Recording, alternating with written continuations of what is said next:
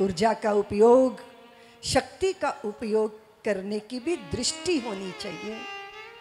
नहीं तो कभी कभी शक्ति ऊर्जा हमारा स्वयं का ही ह्रास करती है और स्वयं का विध्वंस करती है। लेकिन ऊर्जा हो और उसको लगाने की दिशा भी हो।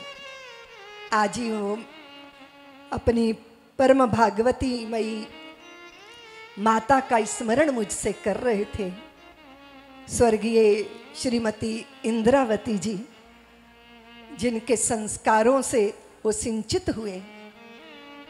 छोटी सी आयु में पति विहीना होकर भी अपनी संतानों को अपने तप के बल पर बड़ा करना, निश्चित रूप से ऐसी माता का पुत्र ऐसा ही होता है जैसे आज हम ये देख रहे हैं।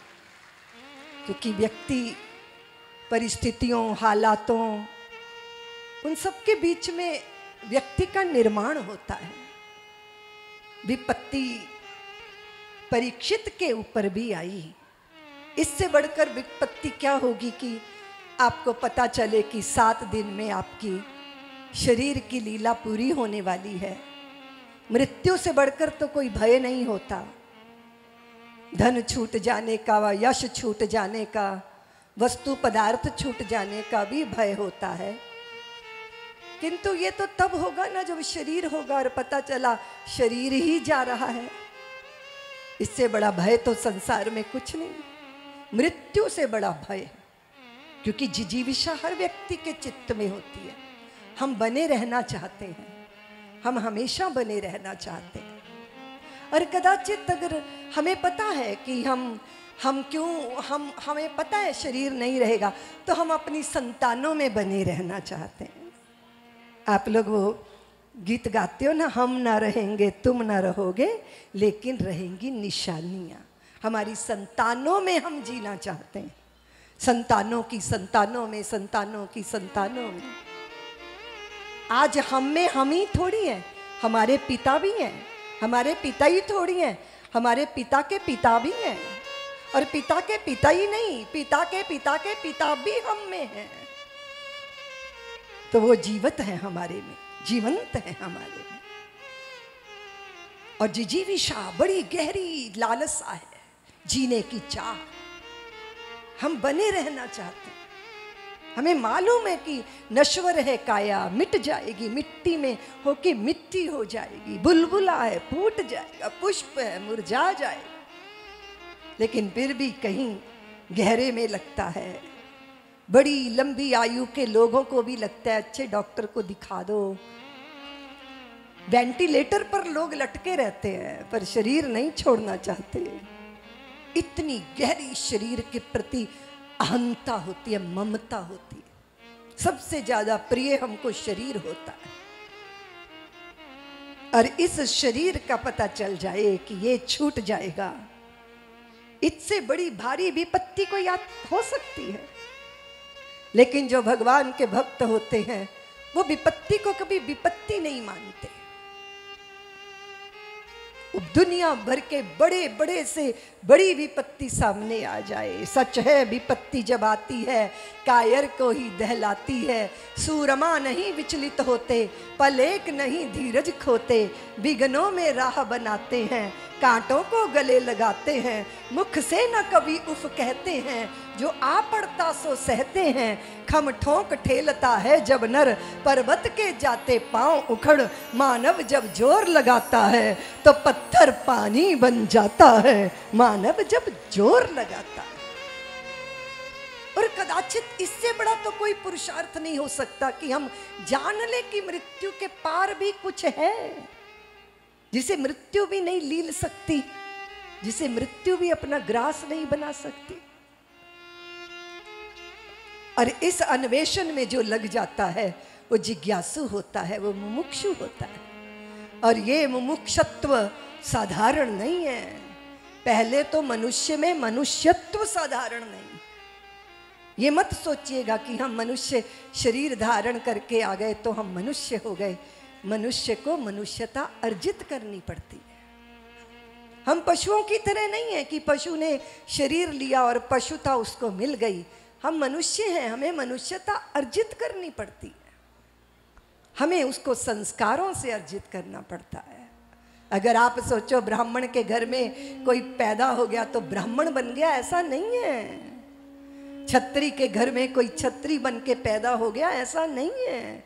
आप जानती हैं देवियों और भाइयों कि आपको अगर कोई कलमी आम चाहिए होते हैं तो आप उस आम की गुठली के साथ उस नस्ल की कलम चढ़ाते हैं, तब आपको उस नस्ल का उस जाति प्रजाति का आम प्राप्त होता है। और जिसको आप गुठली बो के सोचते हो कि आपको कुछ मिल जाएगा, वो नहीं होता जो आप चाहते हो, वो बीजू आम होता है, वो कलमी आम नहीं होता। कलमी आम के लिए उस गुठली पे उस नस्ल की कलम चढ़ानी पड़ती है। तो जो ऐसे ही ब्राह्मणी के घर में, छत्री के घर में, वैश्य के घर में जन्म ले लिया जिसने, वो बीजू ब्राह्मण तो हो सकता है। अगर उसको ब्राह्मण बनना है तो ब्राह्मणत्व की कलम चढ़ाई जाएगी, तब उसमें ब्राह्मणत्व का जन्म होगा, तब उसमें छात्रित्व का जन्म होगा। और अगर मनुष्य को भेड़ियों के बीच में रख दिया जाए तो वो भी भेड़ियों जैसा ही व्यवहार करने लग जाता है। आप लोगों ने वो कहानी मोगली की सुनी हो गई, हाँ? चड्डी पहन के फूल खिला है। एक अचंबा, क्या था वो, एक परिंदा था, शर्मिंदा था वो नंगा, इसीलिए अंडे के अंदर था वो चंगा। सोच रहा है आखिर बाहर क्यों निकला है, चड्डी पहन के फूल खिला है। वो गीत तो सब जानते हैं ना। हाथों से हाथों का काम नहीं कर रहा, पैरों का काम कर रहा है, क्योंकि पशुओं के बीच में पला बड़ा तो वही पशु वृत्ति हो गई। अगर मनुष्य साधुओं के बीच रहेगा ना तो साधु हो जाएगा, कामियों में रहेगा कामी हो जाएगा, शराबियों में रहेगा शराबी हो जाएगा, ज्वारियों में रहेगा ज्वारी हो जाएगा, क्योंकि उसके ऊपर प्रभाव पड़ता है। इसलिए संस्कार बहुत जरूरी हैं, और संस्कार परंपरा से आते हैं। माँ जब करती है कि भाई उसने देखा कि अभाव है। हमारे देश की स्त्रियां कभी नहीं कहती कि आटा खत्म हो गया, वो कहती हैं आटा बढ़ गया है। हमारे यहाँ सनातनी कभी नहीं कहते दुकान बंद कर दी, कहते हैं दुकान बढ़ा दी है। हमारे शब्दों में भी संस्कार है, क्या बोलना है। यूँ नहीं कहते मेरा बाप मर गया, कहते हैं वो चले गए हैं, उन्होंने शरीर का त्याग कर दिया है, वे देवलोक गमन किए हैं, वो स्वर्गवासी हो गए हैं, वो साकेतवासी हो गए हैं, वो वैकुंठवासी हो गए हैं। कहने को तो माँ पति, हमारे पिता की पत्नी ही तो है, पर ये तो नहीं कहा जाता कि ये मेरे बाप की पत्नी है। कहा तो यही जाता है ना कि मेरी माता है, ये मेरी माताश्री है, ये मेरी माता, ये मेरे पिताश्री है, ये मेरे भ्राताश्री है, ये मेरे अग्रज है, ये मेरे बड़े हैं। ये कैसे संभव है? ये संस्कारों से, भाषा का संस्कार। आप तू तड़ाक करके अगर घर के वातावरण में हैं तो आप यही करेंगे, आप इससे ज्यादा नहीं कर पाएंगे। आपकी भाषा, आपके संस्कार, आपकी बॉडी लैंग्वेज, आप बैठते कैसे, आप उठते कैसे हैं, आपने देखा कैसे? आप कांटे ही कांटे देखते हैं या कांटों में खिला पुष्प भी देखते हैं? आप दुर्गुण ही देखते हैं? नहीं, हम हजारों दुर्गुणों में सद्गुण भी देख लेते हैं। हम तो मनोटनों मिट्टी हटा के एक तोला सोना ढूंढ लेते हैं, इसलिए हम मनोटनों दुर्गुण भुला के एक सद्गुण का दर्शन कर लेते हैं। ये संस्कारों के बिना संभव नहीं है। और ये संस्कार सनातन संस्कार देता है। हम एक अच्छे मनुष्य बने, संवेदनशील मनुष्य हो, हम में धैर्य हो, हम में करुणा हो, हम में प्रेम हो, हम में सहन करने की सामर्थ्य हो।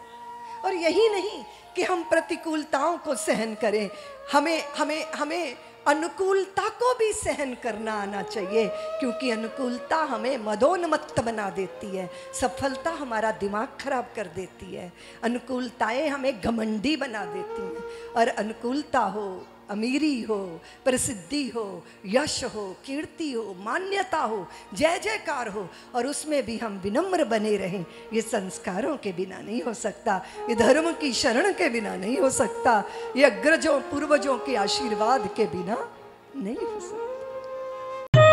सब्सक्राइब करें साध्वी ऋतंभरा जी के YouTube चैनल को और हमारी वीडियोस को सबसे पहले देखने के लिए बेल आइकन को दबाना ना भूलें।